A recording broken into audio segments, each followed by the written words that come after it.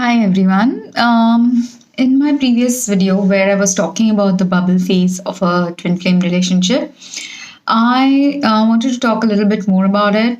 In a bubble phase, we all go through a beautiful moment of time with our twin flames, and it can be possible in any other relationship format as well. That people have this magical phase where they are connecting deeply with each other and wanting to just be with each other. So that kind of a magical phase usually I think lasts depending on the kind of relationship and the people involved. It can last for a few months, it can last for a few years.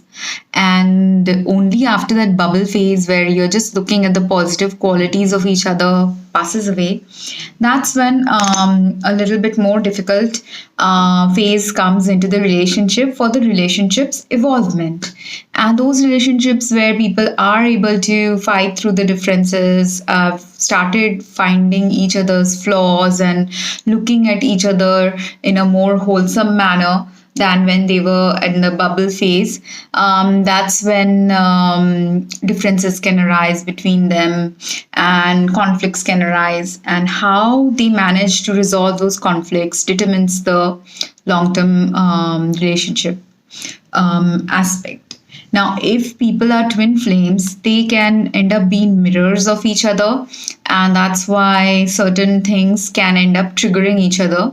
Because while twin flames might be the same soul in two bodies, if those two bodies have experiences as a masculine energy and as a feminine energy, and they have been raised in different social setups or socioeconomic setups, they might have different kind of value systems ingrained in them by society, by their parents, by their culture, or by their upbringing. And all these conditions determine how they behave and react to certain paradigms. And for some people, if they have had wounds in their childhood from the way they have been raised, or wounds in their teenage years from the way they've had teenage years, or maybe even in their 20s and 30s when they had different kinds of relationships, based on how the relationships transpired with other people around them as they were growing up and maturing, people can end up developing different kinds of belief systems about relationships, and they could hold certain belief systems in their relationships. For example, I have been always like a very geeky person, usually into studies and just intellectual things. So someone who is very sports oriented seems to me like a scary perspective, because they're very a different kind of mindset is required for someone to be very sporty. A different kind of attitude is required for them to excel in something. So if someone contrasting comes up in front of us, then they can be a mirror to us. And if they are our twin flames, they will help us in growing, and they will help us in understanding another perspective. They will help us in maturing in a relationship. They will help us in developing a good bond with each other. Whereas if someone contrasting like this comes up in front of us, and for me I use this sporty example because many a times those kind of people have come up in front of me, and I have had to wonder whether they are my twin flames, false twins, soulmate potential, what they are for me. And depending on now the different experiences that I had with them, certain belief systems I came up with regarding these concepts that everyone seems to be talking about twin flames and soulmates and false twins and catalysts. Essentially, if you look at the spiritual aspect of any relationship dynamics, spiritually we are all trying to help each other evolve. Spiritually we are all here on earth to teach each other some life lessons. And certain people who will come up in front of us in our lives will teach us the hardest lessons. And at the soul level, maybe they love us the most, but the lessons at the human level and at the 3D level that they will bring into our lives might be filled with pain, might be filled with a lot of the negative emotions like betrayal, pain, distrust, stealing, cheating, lying, these kind of emotions, whereas someone who is meant to be, and these kind of relationships are meant to come up in our lives. Why? If you understand pain, then you can understand the opposite of pain. If you have understood betrayal, then you can understand the opposite of betrayal. If you've understood someone's lying and cheating, you will understand the opposite of it. And everything that is not love is going to be these kind of emotions. Or every person, when they are operating from emotions that are just not about love, if you're operating from an emotion that is about greed, or if you're operating from an emotion that is about materialism, if you're operating from an emotion that is about fear, if you're operating from an emotion that is about anxiety, if these are your underlying emotions in a relationship, that is when a relationship doesn't develop in a healthy manner, because you've forgotten the love. The bubble phase is about the pure love. The bubble phase is about just looking at every whoever you're loving with rose colored glasses.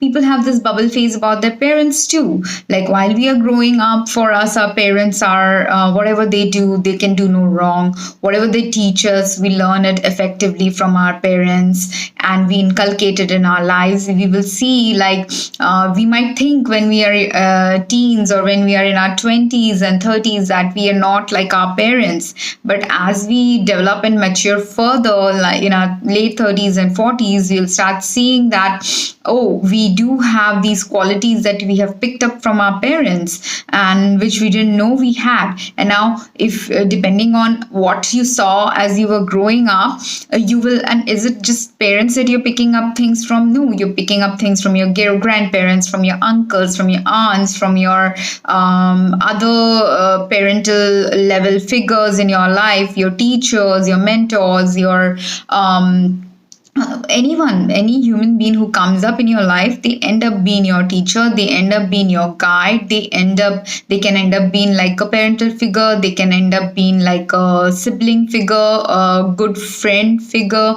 It just depends how they show up in our lives. And each of the soul who shows up in our life, be it as a parent, be it as a friend, be it as a colleague, be it as a competitor, be it as a mentor, whoever they are showing us something about our own life only. And this is what when people and spiritualists talk about that there is illusion in this world, the illusion is this, that how we are feeling on the inside, that kind of personalities will get vibrated to us, and on the outside they will start gravitating towards us.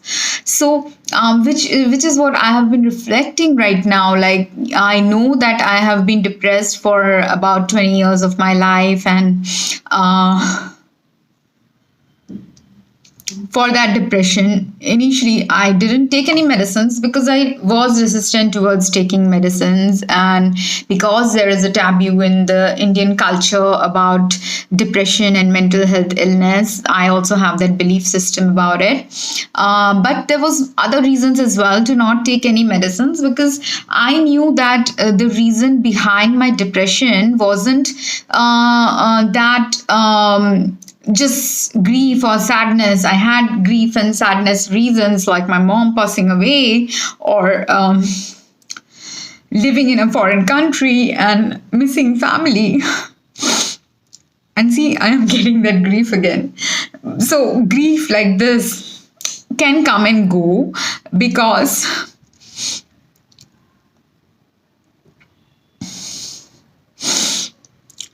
grief can come and go, and the level at which we want that grief to exist in our life, or that pain and suffering to exist in our life, is up to us. Like, if my mom passed away almost 20 years back, and I can feel the grief of her now if I miss her, and that memory can trigger that grief. Or I can feel grief of the mom that I remember from 30 years back, because the mom I had 30 years back changed over time. So you can feel grief for many things, because if a personality has changed, if a person has changed, if disease or life conditions make people change. You can have grief for that also. And when death happens, that is also another reason why COVID brings grief in people's lives. When death happens in the family, and it is not just about COVID is bringing that up for people, because people are afraid about dying, people are afraid about diseases.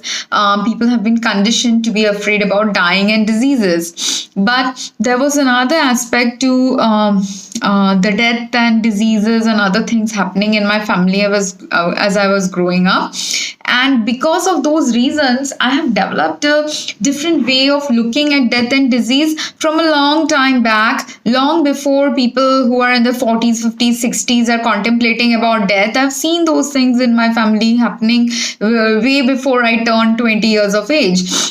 So I have developed this different perspective about death. But even though I have developed this different perspective about death, I can understand how to get over grief and missing people.